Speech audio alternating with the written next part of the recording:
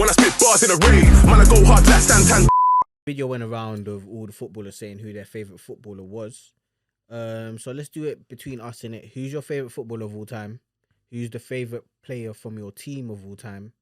And who's someone that's a wild card that inspired you to watch football, or that, you know, one of those people that, like the Owens, that nobody really would class as being one of those top players, but he started quite a lot of people's journey.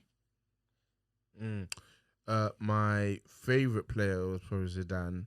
I love This guy watches Zidane comp every week. Yeah, I love Zidane. Where did you play, Mario? Where did you used to play when you used to play Midfields. Yeah, so I like Zidane the best. Obviously, he plays like the game comes really easy to him, innit? And yeah, the technical excellence. I spent a lot of time watching that Real Madrid side. I was watching La Liga a lot at those times anyway. Same, Real Madrid TV. Yeah, so I loved Zidane, loved Ronaldinho. Obviously, goes without saying, like, you've never seen anything like Ronaldinho before or since. So those probably were those were ridiculous. Those are probably the two that those are probably the two. I would say Messi and Neymar are very, very close though. Messi's a different type of baller to these. Wait, I remember Messi flicking it over Almunia's head, like lobbing it over that Almunia. That goal was one of the best goals. That's most underrated goal ever. Yeah, that's one of the best goals I've ever watched live. Messi, ridiculous. It's like, I can't explain Messi. He's obviously the best player I've ever Jayden. seen. On your own. He's obviously the best player I've ever seen, quite comfortably. But there's just something different and mechanical about just the way he goes about his business. Hey, Fred is fucking hooping, dog. Yeah, he is. Yeah. Oh, Langa. Fred is hooping, dog. I think it's because Messi's effective with it sometimes. He's not gonna always have fun with it. Sometimes he knows, I'm just gonna beat you. But he does ridiculous things from a technical perspective as well. Absolutely ridiculous how he beats players. His finish. Messi's been a joy, a real joy to watch. One of my biggest regrets is probably not going to watching El Clasico in Madrid. Watching Ronaldo and Messi live. I hear you. In terms of Man U, when I was really young, David Beckham was my guy. When he left, oh God, I was gutted, man. That's who started my journey, by the way. Yeah, David Beckham was my first. That was my first football, first player that I was a fan of, for real. I thought he was cool. He was a good player. Adidas number 7. Like, he was like a mate. Spice Girl. I didn't really care about that. Hey, they used to be sexy when I was young, man. Yeah, I didn't care about it. He was like a main man in that midfield. He was like Fergie's boy, innit? Like, so yeah, I love David Beckham. Yeah, when he left the team, that was heartbreaking. Rooney as well. Rooney always used to piss me off because I feel like Rooney always felt like you could have done more. You could have been more. But look at his career and look at everything he achieved. And I'm going to check out this documentary. Yeah, as well. Yeah, I'm going to check out this documentary. Amazon one, innit? Yeah, and we're going to do a Patreon piece on it with Mugga.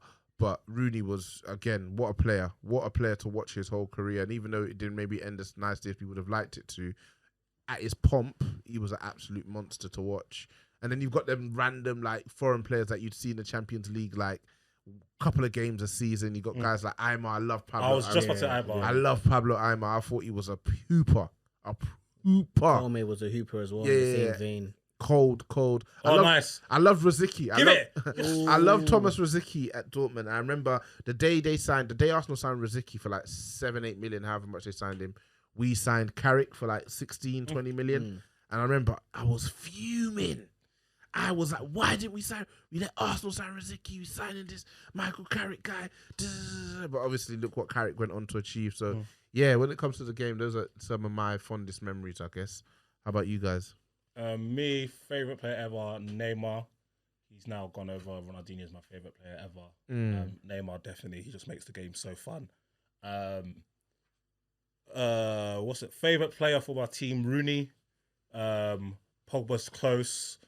But Rooney, he was just ridiculous.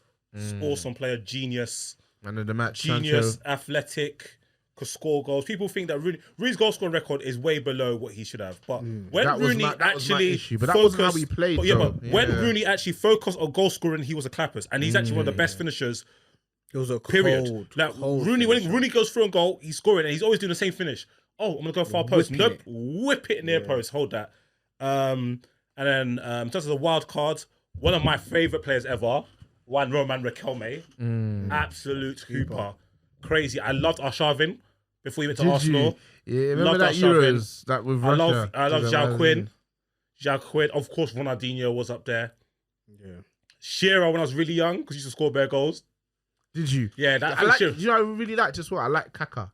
Oh, Kaka He was was my like- boy. He was Kaka like was, a elegant. smooth, efficient Elegant. machine. Like no movement was wasted. Yeah. Like everything was directly in need to get And to the goal. I remember that game when Barca played AC, and it was like Ronaldinho versus Kaka, and I think it was Ed Milson or Rafa Marquez. One of them played 10. They just had a Kaka really, and then Ronaldinho just spazzed on them. I remember. So I was like, when they used to go Kaka, you're towards- not there yet, my bro. Yeah, I remember my Still a young boy, young Jedi. Yeah, but Kaka's had probably one of the biggest crashes on Manchester United's head top. that peak that year. Bro, he made Heinze, and Heinze was a baller, you know. He made Heinze and Evra do bumper cars. They crashed into each other, and then the finish was that AC Milan season was special, and he was a special player. I love Michael Ballack as well. Oh, he was one of my favourite players. I love Michael Michael Ballack was one of my favourite players. Midfield general. Yeah, I love Ballack. I remember there's one goal he scored against, I can't remember who it was. It was like a top team. I'm not sure if it was for Bayer Leverkusen against Bayern or it was for Bayern, where the ball came, he just controlled it with his heel. Then he just hits in a half volley and it was against AC Milan. Because I remember, I think it was Dido got packed out. I think I remember it. Postage vaguely. stamped it. Dirty. He player. was so cold. Obviously, we saw him for Leverkusen when they played us. Yeah, Then, we saw him for Leverkusen when they played us. Then obviously he went to Bayern, did his thing. Then he came to Chelsea, past his prime, and was just cold. Like he didn't even really. Obviously, Chelsea had Lampard for the goals and stuff, so he was just a brain in midfield. And you need me to do a bit more, have a big moment. I have a big moment here and there. I thought he was top class for Germany. Carried that team. It was a shame that they started winning stuff after he retired, but he carried that team. But yeah, for me, Zidane was the ultimate. Like he just did things technically that made the game so easy. Left foot, right foot, the ball controls, the changes of direction, how he took players on, how he had that quality that I say like players like Hazard have, which is like you can only really watch it to see it. Is where the whole game is being played, and then it feels like it slows down for him. And everything is going through him. The ball is coming to him, and everybody's reacting. And you can only really watch that, and you can't really you either have it or not. It's like the mark of like a supreme baller. Like everybody in this picture is a high level footballer, but somehow you're able to still look head and shoulders on another level. They can't get near you. And I remember when Ronaldinho was the best player in the world, Barca and Real had a Classico. I think it was a Classico. Real Madrid won 4-2. So he scored a goal like first 5 minutes or so. Back post diving header, like he smashed into the post as well. So like, they had to tend to him. Zidane scored the goal, and then him and Ronaldinho met at some point at like the halfway line. Ronaldinho tried dubs him, took the ball. He took the ball off Ronaldinho. Like, what a clash of like the king and the former king. Took it off him, and then I remember Ronaldo scored. I think Eto'o scored. I was like, all right, my guys on Barcelona scored, so I don't mind them losing, but I still love Real Madrid. I love that side. So yeah, how can we not mention R9? Oh man, yeah. Unfortunately, I was quite young, so I didn't get to watch too much of his him. His best days were obviously when we were really young. But even those first few years at Real Madrid, electric. And then when you used to see him and Zidane link up with each other, it's like they were Galacticos, and these were like the best players in the world. You had Beckham there, whatever you thought of him, Raul, Luis Figo, Guti, who I think he's very underrated. I think he's adequately rated. I think at the time, Guti's issue was always that he wasn't consistent. He'd have one good game, then 2 or 3 bad games, then one good game, 2 or 3 bad games. I swear Gravison was still there at the start of the Galactico era, innit? Gravison came like weirdly halfway through, but I was saying like how even among those Galacticos, Ronaldo and Zidane were like on another level, and they used to link up and play together on another level. Like you're setting Hoopers, it to no hoopers, man. set dummy in it, so a man will do a first time half volley, boom, top corner. There's one I'm sure everybody's seen it where they link up against one side, edge of the box, like Ronaldo rolls it to Zidane. Zidane pirouettes the defender, skips the keeper, and then he goes to kick, but then he's leaning back and then it just goes over, and it's like just Ronaldo and Zidane, like just next level ballers. So when we talk about these things, I think when we talk about players like Bruno, KDB, who put up great numbers and fans wax lyrical, and when you want to remind them of guys like Henry, like, but you didn't get that many goals and like you didn't score in the final, and it's like we have to. Yeah, Blasics in finals, he just didn't score. Yeah, you have to preserve the beautiful game because I saw your tweet as well about we just need to get onto this younger generation about the game is not all about goals and assists. Like, if I go onto my players in it, so obviously Ronaldinho in it, like I grew up in the jogger era when everybody could like do over a certain amount of kick-ups in it, like everybody could do the little I don't know if you guys remember, but do you remember the PSG Gladiator tournament on the ship or something like that, where it's 3-on-3, like no Scorpion tournament, that's it, 3-on-3, and everybody's balling, like everybody's doing these little touches that you wouldn't expect. Like Seedorf was balling out, skipping past man. It was just, I'm from that era of fun ball in it, which is why I love Ronaldinho in it. Ronaldinho was the epitome of that in it. In terms of favorite player for my team, obviously Steven Gerrard in it, and I don't even need to get into that one too tough. But in terms of wild cards, so I said Beckham started my journey in it, so I was around a lot of Man U supporters when I was younger, and I specifically remember this game in it, Man United, Real Madrid. I think it was 5-3.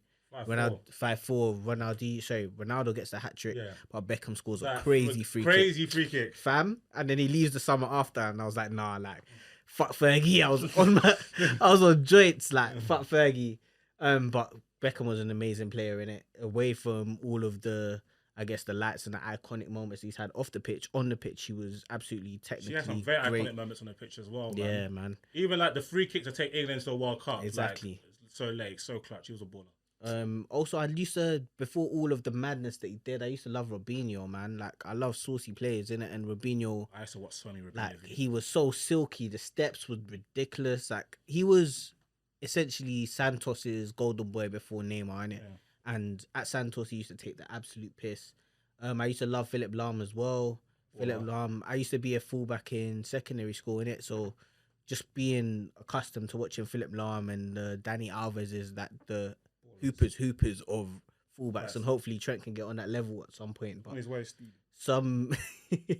but watching those man that could absolutely tear apart a team from right back and still put in a decent performance in other areas of their game, innit? I feel like they were great. I also used to like Trezeguet as well. One of my earliest memories is seeing Trezeguet score. I think it's 98 final.